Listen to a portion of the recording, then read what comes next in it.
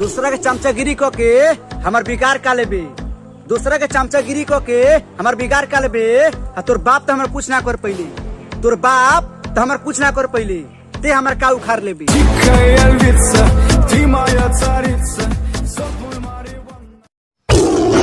अरे ते फोन पर देते हुए धमकी ई तोर नया बात नहीं खे। क्या रे बेटा ते फोन पर देते हुए धमकी ई तोर नया बात नहीं खे। हाय मियाँ भाई के झुका देबे तोर दादा परदादा में भी औकात नहीं खे। मुसलमान झुकेगा नहीं साला साला, मियाँ जी के बेटा धोखे फर्जी है। ना जी पाई ना मर पाई इतना मारब सार के, ना जी पाई ना मर पाई इतना मारब सार के। दम बता हाथ लगाऊ हमरे जिगरी यार के।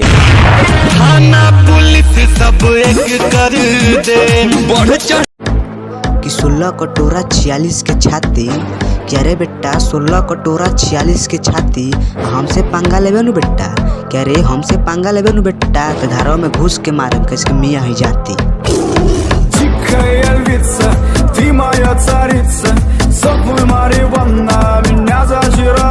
अरे चार दोस्तों ने मिलके माहौल बना रखा है और जिस शहर का तू है ना उस शहर में अपने नाम के चर्चे करवा रखे हैं।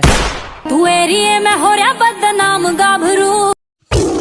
अरे बेटा जात पात के नाम बंद कर दिया इतना खूब बनमुआ में। कह रे बेटा जात पात के नाम बंद कर दिया इतना खूब बनमुआ में। अब मियाँ जी एक फेंट मार दिए तो सुझ जेबे जमीनवा में। अरे मियाँ जी के बेटा धोखे फरती है सो सुधारती है सो, तोहर सारा रंग दाढ़ी कोई झाड़ती है सो सुधारती है सो। कि असही प्यार करो मुस्कुरा के छोड़ न दीह दिल में बसा के। कि असही प्यार करो मुस्कुरा के छोड़ न दीह दिल में बसा के।